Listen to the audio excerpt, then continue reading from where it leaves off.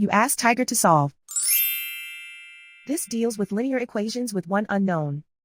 The final result is x equals 68. Let's solve it step by step.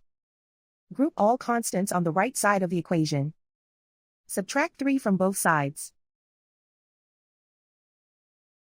Simplify the arithmetic.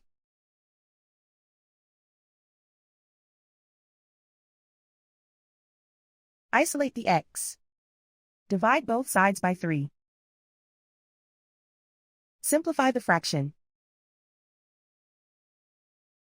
Find the greatest common factor of the numerator and denominator. Factor out and cancel the greatest common factor.